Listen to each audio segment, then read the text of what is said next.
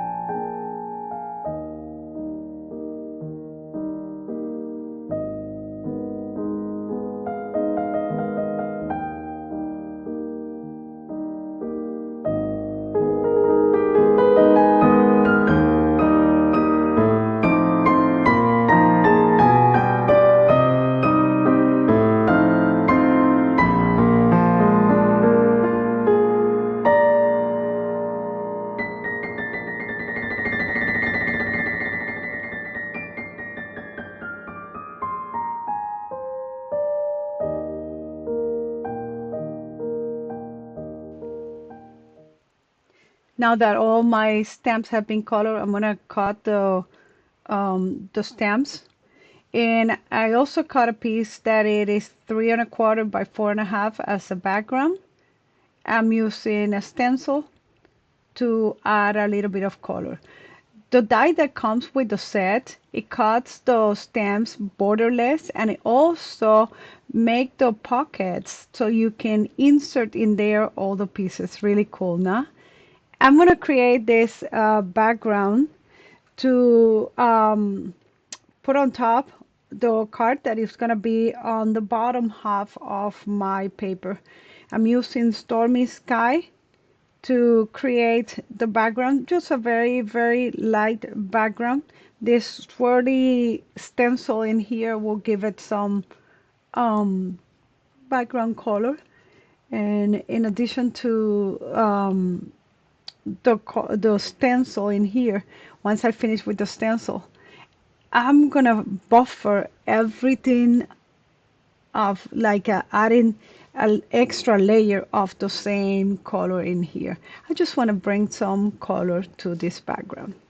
My card will be on top of that, and then this background will be sitting on a piece that is gonna be embossed with this magnificent embossing folder.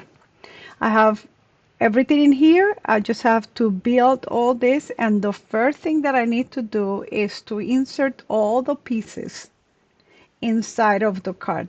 I want to make sure that every piece that I put in here, um, it shows. And I have a ruler that is in yellow, and I have also pencils that are in yellow. So I'm going to put the pencils on one side, the ruler on the other side. And to get all these pieces together so they don't fall while I'm putting all the pieces inside, I'm using just regular tape in here. And a little bit of tape in the back, just so they stay together. Later on, I'm gonna add foam tape so I can create more dimension. At the beginning, I'm going to be pasting all this or inserting all the pieces in here, trying to find the best arrangement. Like, for example, that tape in there, it has that end, and I want to make sure that it shows the ending of the tape. It's really cold in there. And then I'll put in the glue on the first pocket. With clear tape or masking tape, whatever you have, you can secure the pieces on the part.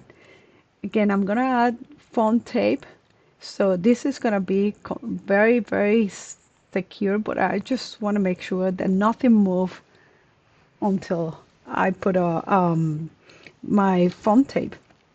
Adding all this foam tape around of all the pieces, completing everything, and making sure that I cover all this card in here. One more part that I'm going to put in here on the top, and I'm also adding where the brushes are, and one of the parts that I have on the top, just because I need this to be completely secure. Otherwise, these little pieces are gonna bend. If you put it in the mail, they're probably gonna bend. So I'm adding foam tape everywhere in here. And now we're ready to add the stamp to the background.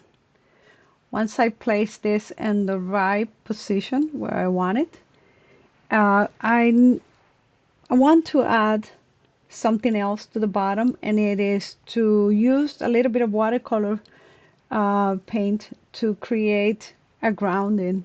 I like to do this when I use this type of stamp, or when I have a silhouette that kind of supposed to sit on the ground, just to ground the um, the stamp, in this case the card.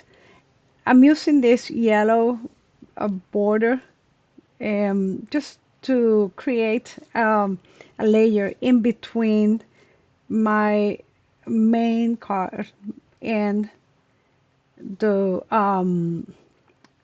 the background where the stamp sits. Once I put this in the position that I want, aligned perfectly in here, I'm using a Nuvo pen. The color is Blush Rosette, to add a hint of shimmer around. And I'm putting this just on certain areas. I don't want to put too much. I just want to add a little bit of shimmer that it's hard to see it, but when you put it in the light, you can see a little bit of that color. I have a sentiment, and I use the same yellow cardstock to create a border around the sentiment. Creativity takes courage. That's what the sentiment reads. And I'm using this ruler to make sure that it is straight. I'm also using these stickles just instead of embellishments. I'm using these stickles in here. You have to let them dry, but they look really cute because they're clear, but they have that shimmer in there as well. I'm adding a few here and there and everywhere. In total, I put 5 in here. And one thing that I like to do when I use this type of drops is to tap a little bit, so you don't get that pick, and it kind of rounded all the drops that you put in there. And the only thing that we need to do is add the card to the base. I should have done this at the beginning, but it's something that I kind of got so involved and I um, forgot. Here you have my card completely finished. I use the same colors just backward, and I put this in a background, and I hope you like it. And I'll see you pretty soon in the next one. Bye.